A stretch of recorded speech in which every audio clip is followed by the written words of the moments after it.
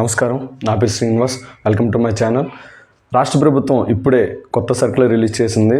దేని గురించి అంటే పెన్షన్ల గురించి. సర్ప్ డిపార్ట్మెంట్ పెన్షన్ల గురించి ఒక సర్క్యులర్ రిలీజ్ చేసిందండి.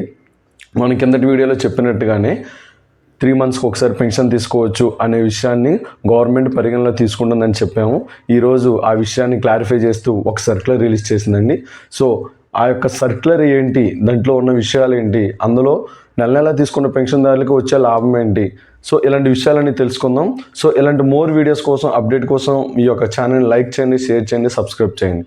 ఓకే, విషయాల్లోకి వెళ్తే పెన్షన్ డిస్ట్రిబ్యూషన్ అనేది ఎవ్రీ మంత్ ఫస్ట్ తారీఖున జరుగుతుందండి. సో ఆ రోజు తీసుకోకపోయిన ఎడల నెక్స్ట్ మంత్కి వచ్చేసరికి కిందటి నెల పెన్షన్ అమౌంట్ కన్ఫామ్గా క్యాన్సిల్ అయ్యేది. తర్వాత మంత్తో వచ్చే అమౌంట్ మాత్రమే తీసుకునేవాళ్ళు. సో ఈ కొత్తగా వచ్చినటువంటి ఈరోజు వచ్చినటువంటి సర్క్యులర్ ప్రకారం, సర్ప్ డిపార్ట్మెంట్ వదిలిన సర్క్యులర్ ప్రకారం ఈ మంత్ తీసుకుపోయిన ఎడల, అంటే అనివేర కారణాల వల్ల హాస్పిటలైజ్ అయినా సరే, వేరే ఊరు వెళ్ళినా సరే, సడన్గా వేరే అనుకుని ప్రయాణం వచ్చినా సరే, ఆ మంత్ తీసుకోపోయినా సరే నెక్స్ట్ మంత్ కూడా ఈ కిందటి నెలది ఈ నెలది కలిపి నెక్స్ట్ మంత్ ఫస్ట్ తారీఖున 2 తీసుకోవచ్చండి. ఇన్ కేస్ సెకండ్ మంత్ కూడా అవైలబిలిటీ లేకపోయినా సరే థర్డ్ మంత్ ఫస్ట్ మంత్ది, సెకండ్ మంత్ది, థర్డ్ మంత్ది 3 కలిపి థర్డ్ మంత్లో తీసుకోవచ్చండి. సో ఈ యొక్క సర్క్యులర్లో ఉన్నటువంటి పాయింట్ చాలామంది పెన్షన్దారులకి చాలా ఉపయోగపడుతుందండి.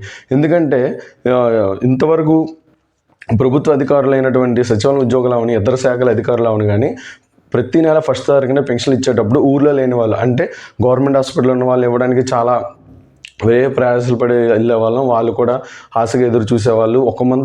ఒక్క రోజు డిలే అయినా సరే పెన్షన్ నిలుపుదల అయిపోయేది. సో ఇప్పుడు అలాంటి ప్రాబ్లం లేకుండా 3 months ఎరియర్స్ కూడా 1 monthలో తీసుకోవచ్చు.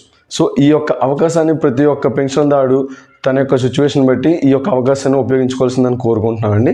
సెకండ్ ఏంటంటే, ఇన్ కేసు 3 months తీసుకోకపోయిన ఎడల 3 నెలలు కూడా వరుసగా తీసుకోపోతే 4వ నెలలో పెన్షన్ అనేది రద్దు చేయబడుతుందండి. అంటే హోల్డ్ చేయబడుతుంది అనమాట. సో ఈ యొక్క హోల్డ్ చేయబడిన పెన్షన్ కూడా మళ్ళీ మనం పునరుద్ధరించుకోవచ్చు. అది ఎట్లాగో కూడా నేను చెప్తాను.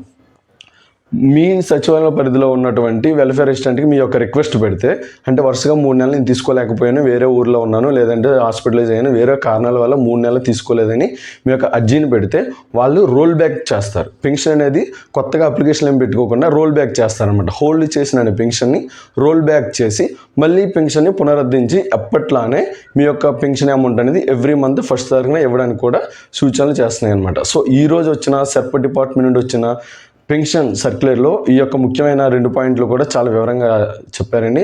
సో పెన్షన్దారులకి ఇది నిజంగానే గొప్ప శుభవార్త.